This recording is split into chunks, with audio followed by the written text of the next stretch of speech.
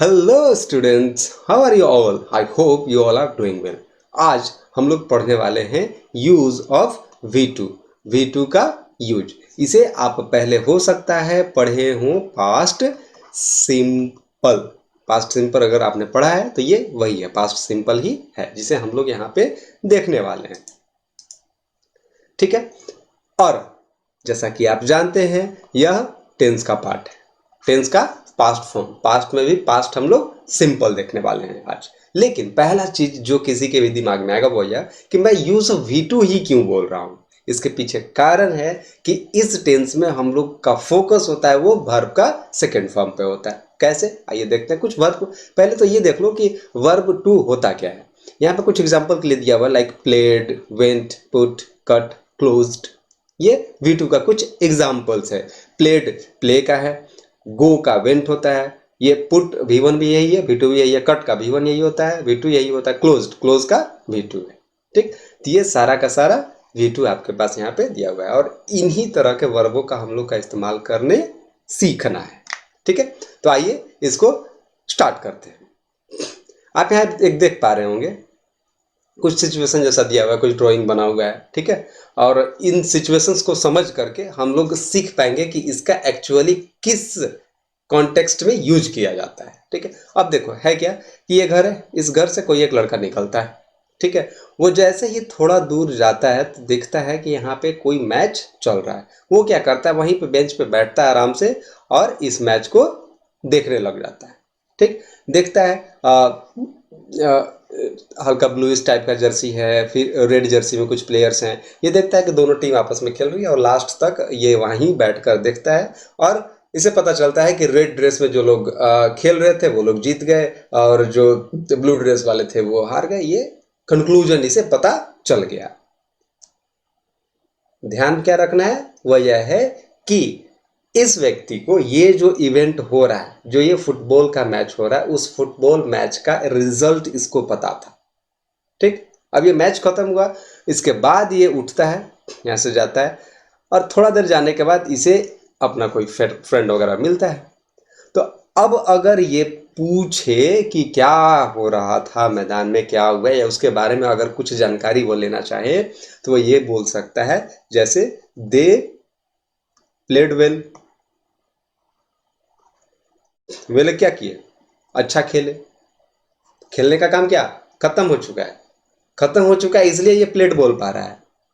अगर ऐसा हुआ होता, थोड़ा देर के लिए सोच के देखो, अगर ऐसा सिचुएशन रहा होता, एक सेकेंड के लिए मैं इसे मिटा रहा हूं, एक सेकेंड के लिए बस थोड़ा सा इसको अज्यूम करने का कोशिश करना कि ये यहाँ से आता, लेकिन आने के बाद यहाँ रुकता नहीं, बस आता, देखता और बिना बैठे बिना मैच फिनिश किए ऐसे ही चला जाता। और ये अगर इससे पूछता कि भाई क्या हो रहा था, तब ये क्या बोलता, मैच फिनिश हुआ नहीं है, वहां जारी है। ठीक, लेकिन इसे यह पता है कि कोई काम हो रहा था, इजंट इट? तो ये बोलता है कि देवर प्लेइंग। क्या बोलता, देवर प्लेइंग। ठीक है, देवर प्लेइंग बोलता है। लेकिन यहाँ पे सिचुएशन क्या है कि ये यहाँ पे बैठा है और ये लास्ट तक मैच देखा है, उसका एंड रिजल्ट इसे पता है, इसलिए क्या बोलेगा, दे प्लेड वेल। तो एक चीज क्लियर हुआ कि इसका यूज कब करना है। जी हाँ, पास्ट का कोई इवेंट, ये जो आप टाइम लाइन देख रहे हो, ये प्रेजेंट है, ये फ्यूचर है, ये पास्ट है। तो पास्ट का कोई इवेंट जो कि फिनिश हो चुका है, जो कि फिनिश हो चुका है, उसका एंड रिजल्ट बोलने वाले को पता है। ठीक, उसके बारे में अगर आप कहीं बात कर रहे हो तो उसके लिए आप वर्ब का सेकेंड फॉर्म का यूज करोगे। हिंदी में से देखें तो कुछ इस तरह का आएगा कि वो खेले, अच्छा खेले, ये ई, इस तरह का चीज आएगा। ठीक है, इतना चीज तो समझ में आया कि किस सिचुएशन में इसका यूज करना है। क्लियर है? ओके, अब आगे बढ़ते हैं थोड़ा सा। वी यूज V2, हम लोग V2 का यूज करेंगे, कब करेंगे तो टू टॉक अबाउट, बात करने के लिए वर्क और इवेंट, कोई काम या कोई इवेंट, कोई घटना took place in the past, past में घटित जो हो चुका, खत्म हो चुका। अब पास्ट में खत्म हो चुके काम या घटना के बारे में बात करने के लिए हम लोग V2 का यूज करेंगे। ठीक, इतना क्लियर है। एग्जाम्पल यहां पे कुछ देख लिया जाए। Monu played a good match today, मतलब आज मोनू अच्छा गेम खेला। नेक्स्ट है दे शैंग वेल, वे लोग अच्छा गाए। सिंग का सेकेंड फॉर्म है आपका सैंग, इसका फर्स्ट फॉर्म होता है सिंग।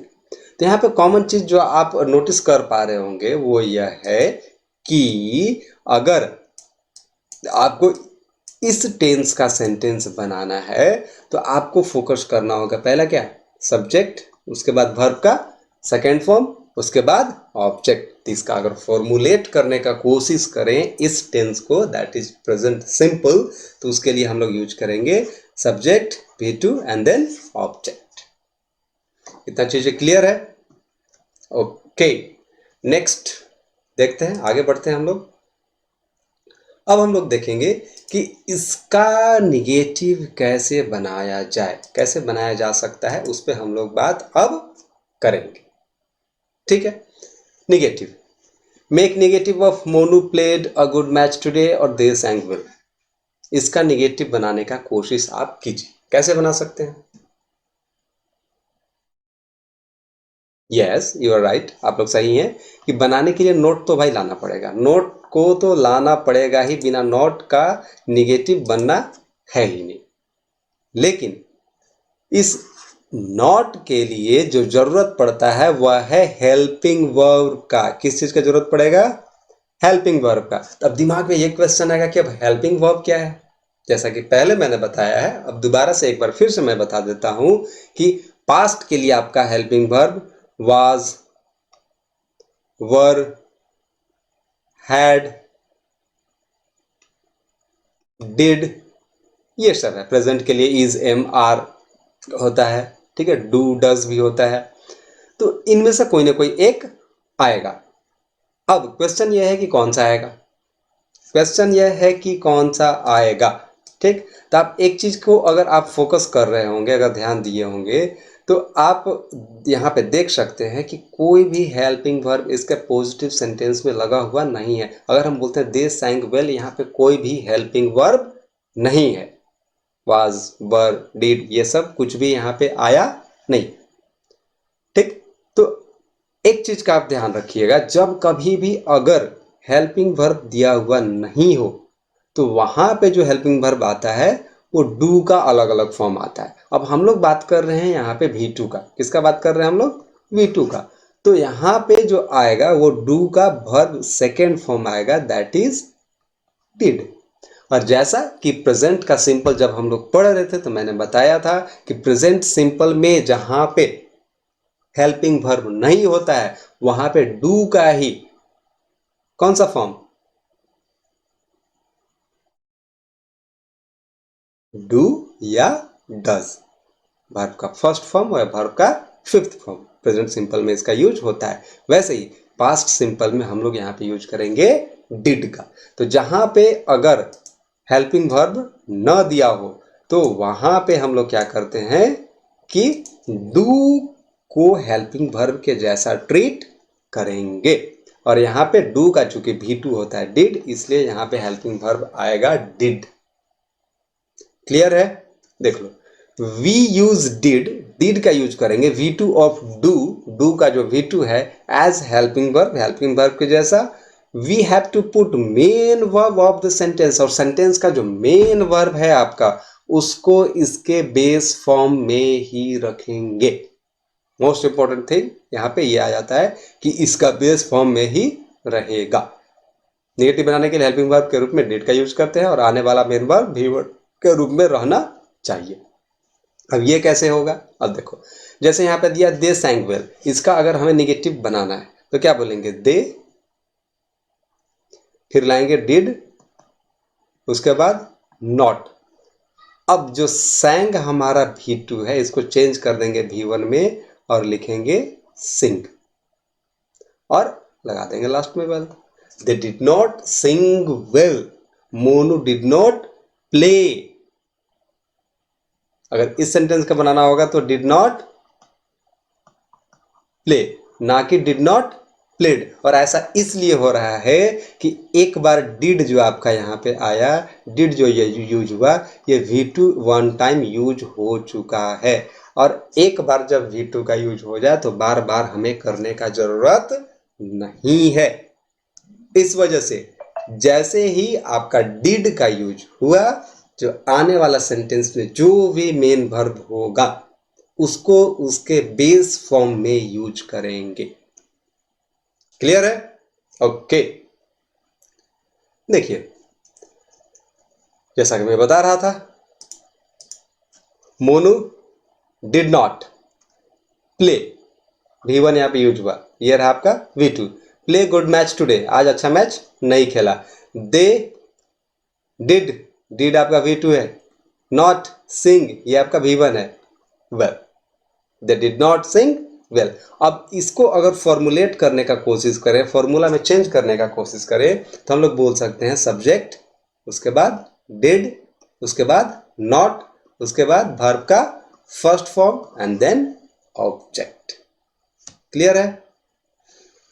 Okay, now let's talk about interrogative sentences. अब बात कर लेते हैं थोड़ा सा इंटरोगेटिव सेंटेंसेस के बारे में।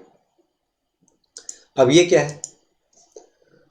इंटरोगेटिव सेंटेंसेस, जैसा कि मैंने पहले भी बताया है, इंटरोगेटिव सेंटेंस कितने तरह के हो सकते हैं? It can be of two kinds. ठीक है, कौन कौन सा? Open ended, close ended, yes no question, WH question. ठीक, इसके बारे में थोड़ा देर में हम लोग बात करेंगे। अब यहाँ पे पहले ये देखा जाए कि आखिर कैसे बनाएंगे। अब जैसे दिया हुआ है, Monu played a good match today, they sang well, जो सेंटेंस हम लोग ऊपर से देखते आ रहे हैं। अब इसका बनाना है हमें क्या? इंटरोगेटिव। तो जैसा कि पहले भी आपको बताया गया है, जब कभी भी आपको किसी भी सेंटेंस का इंटरोगेटिव बनाना है, तो जो आपको काम करना है वो यह है कि हेल्पिंग वर्ब को सेंटेंस के स्टार्टिंग में रख दो।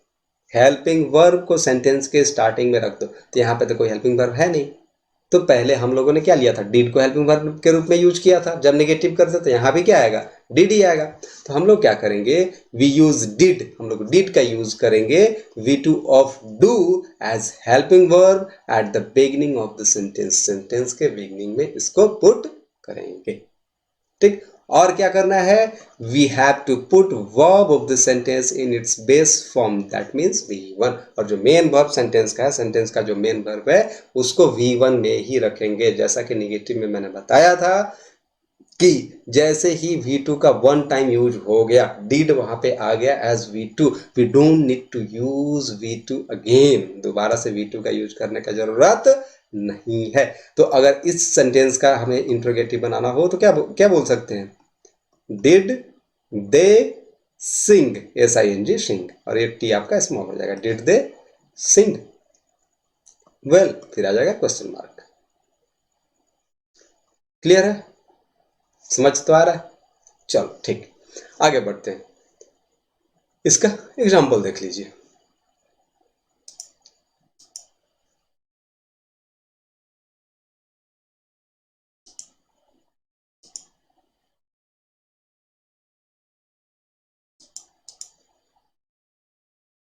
अब जैसे कि पहले भी हम लोगों ने उन सेंटेंसेस को देखा था। अब डिड सबसे पहले लाएंगे। Monu play a good match today. आप यहाँ पे ध्यान दे रहे होंगे, डिड जैसे ही V2 हमने यूज कर लिया, प्ले को चेंज कर दिया V1। ठीक, पहले प्लेड था, अब चेंज हो गया V1। ऐसे he did they Singh well, did हमारा V2 आया है और सिंग को हमने V1 में चेंज कर दिया। ठीक है, पहले sang था, अब यहाँ sing हो गया। अब इसका एक और चीज है, अगर आपको आंसर करना हो, ठीक, यहीं से ये चीज क्लियर हो जाता है। क्वेश्चन, कुछ क्वेश्चन ऐसे पूछे जाते हैं जिसका आंसर आप यस या नो में कर सकते हो। यस या नो में कर सकते हो। कुछ क्वेश्चंस ऐसे पूछे जाते हैं जिसका क्वेश्चन यस और या नो में करना पॉसिबल नहीं है। फॉर एग्जाम्पल, अगर आपसे पूछा जाए क्या आप खाना खाओगे, आप क्या बोलोगे? हाँ या तो ना। लेकिन आपसे पूछा जाए कि व्हाट इज योर नेम, आपका नाम क्या है, तो आप वहां पे हाँ या ना नहीं बोल सकते, वहां पे आपको बताना पड़ेगा। तो जिस क्वेश्चन का आंसर शॉर्ट में एकदम से यस या नो हो सकता है, उसे बोलेंगे क्लोज इंडेड, वो क्लोज हो रहा है, ठीक। और जैसे ही जिस क्वेश्चन का आंसर करने के लिए आपको आंसर देना पड़े, वर्ड बोलना पड़े, सेंटेंस बोलना पड़े, तो उसे बोलेंगे ओपन इंडेड। क्या बोलेंगे? ओपन इंडेड क्वेश्चन, ठीक। इसी को हम लोग बोलते हैं या तो yes no question, yes no question, या मतलब जिसका आंसर यस या नो में कर सकते हैं वो यस नो क्वेश्चन हो गया। एक डब्ल्यू एच क्वेश्चन, मतलब जिसमें डब्ल्यू एच वर्ड आता है। अब नया चीज आ गया, डब्ल्यू एच वर्ड क्या है? डब्ल्यू एच वर्ड क्या है? व्हाट हो सकता है, व्हेन हो सकता है, हाउ हो सकता है, विच हो सकता है, वेयर हो सकता है। ये सब जैसा जो वर्ड है जो डब्ल्यू एच से बेसिकली स्टार्ट होता है और ये दिखाता है कुछ ना कुछ क्वेश्चन, ठीक। तो हम इसका यूज करते हैं कब? जब क्वेश्चन ओपन एंडेड हो। अब इसे समझने का कोशिश करो आप। एक second, let me clear it. जैसे ही हम लोग बात कर रहे हैं कि 1 second, 1 more second, give me few more seconds.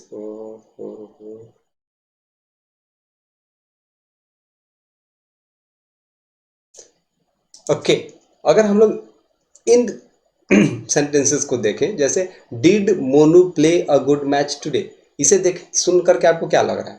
Question का आंसर यस या नो में दिया जा सकता है कि नहीं दिया जा सकता है? बिल्कुल दिया जा सकता है। तो अगर क्वेश्चन का आंसर यस या नो में आप दे सकते हो, ऐसा क्वेश्चन है, तो उसे बनाने के लिए आपको कुछ नहीं करना है, आपको हेल्पिंग वर्ब को eight the beginning of the sentence रख देना। अगर क्वेश्चन का आंसर यस या नो में नहीं दे सकते हो तो उसके लिए आपको डब्ल्यू एच वर्ड पहले स्टार्टिंग में रखो सेंटेंस का, उसके बाद हेल्पिंग वर्ब लाओ, उसके बाद सब्जेक्ट और बाकी चीज, ठीक है। अब एग्जाम्पल नीचे में आप एक सेकेंड के लिए देखो, उसके बाद ऊपर वाले को एक्सप्लेन करते हैं। When did they finish the game? जब अगर पूछा जब when did they finish the game, then you need to tell the time कि कब ये हुआ। तो सबसे पहले हम लोगों ने क्या किया? डब्ल्यू एच वर्ड को लाया, दैट इज वेन, उसके बाद लाया हेल्पिंग वर्ब को, दैट इज डिड, उसके बाद सब्जेक्ट और फिर बाकी चीजें, ठीक। अब ऊपर वाले क्वेश्चन को देखें जो यस नो क्वेश्चन है, क्लोज इंडेड क्वेश्चन है। Did Monu play a good match today, इसका आंसर यस या नो में दे सकते हैं। तो अगर आपको आंसर यस में करना है तो आप बोल सकते हो यस ही डिड, या आपको नो में आंसर करना है आप बोल सकते हो no he did not. Clear? अब अगर कुछ पूछा जाए कि डिड दे sang वेल, तो अगर आपको आंसर करना है यस में आप बोल सकते हो यस दे डिड। अगर आपको बोलना है no, then you can say no they did not. Clear है? ओके, अब ये क्वेश्चन देख लो, डब्ल्यू एच क्वेश्चन, जैसे when did they finish the match या गेम, या where did she stay last night, आखिर रात को वो कहाँ रुकी। ये यस नो में इसका आंसर नहीं दिया जा सकता, बताना पड़ेगा प्लेस का नाम। What did he eat last night, last night को वो क्या खाया, इसका भी आंसर आप यस नो में नहीं कर सकते, आपको बताना होगा कि क्या खाया। तो जब हम इंटरोगेटिव का बात करते हैं तो इंटरोगेटिव बनाने के लिए जो रूल है, जो फॉर्मूला है, अगर इसको फॉर्मुलेट करने का हम लोग कोशिश करें तो क्या बोल सकते हैं? डिड सब्जेक्ट V1 ऑब्जेक्ट, पहले डिड लाएंगे, फिर सब्जेक्ट लाएंगे, फिर V1 लाएंगे, फिर ऑब्जेक्ट लाएंगे। ये रूल है यस नो क्वेश्चन के लिए, ये काम आएगा आपका यस नो क्वेश्चन में। जैसे ही डब्ल्यू एच क्वेश्चन आएगा, पहले डब्ल्यू एच वर्ड लाओ पहले, उसके बाद लाओ डिड, उसके बाद सब्जेक्ट, उसके बाद ऑब्जेक्ट, सॉरी उसके बाद V1, उसके बाद ऑब्जेक्ट, सब्जेक्ट के बाद आएगा आपका V1। Is it clear? क्या इतनी चीजें क्लियर हैं? Very good. देन आज हम लोग पढ़े पास्ट का सिंपल, जो कि वर्ब टू के फॉर्म में मैंने पढ़ाने का कोशिश किया। वर्ब टू का यूज के फॉर्म में इसको पढ़ने की कोशिश करेंगे। नाम उतना याद रख करके थोड़ा सा टेंशन लगने लगता है कपार में, है भी टेंस और टेंस हो भी जाता है माइंड, इसलिए यूज ऑफ V2 के फॉर्म में इसे याद रखो। इसमें फोकस करना है किस पे? V2 पे, ठीक है। जब कभी भी सेंटेंस बनाना बीच में V2 आएगा, सब्जेक्ट ऑब्जेक्ट, ठीक। जैसे ही निगेटिव करना हो आपको क्या करना होगा? आपको बस डू का सेकंड फॉर्म, मैंने पहले बताया था, जहां कहीं भी हेल्पिंग वर्ब ना हो डू लाते हैं, डू का सेकंड फॉर्म। क्यों? क्योंकि हम लोग V2 का काम कर रहे हैं, ठीक है। तो डू का सेकंड फॉर्म डिड होता है, डिड को लाएंगे और उसके बाद नॉट लाएंगे। जैसे इंटरोगेटिव बनाना हो, डिड को सेंटेंस के स्टार्टिंग में रख देंगे। जैसे ही डब्ल्यू एच क्वेश्चन आ गया, ओपन एंडेड क्वेश्चन आ गया, डब्ल्यू एच वर्ड को पहले, फिर डिड, फिर उसके बाद सारा चीज आएगा।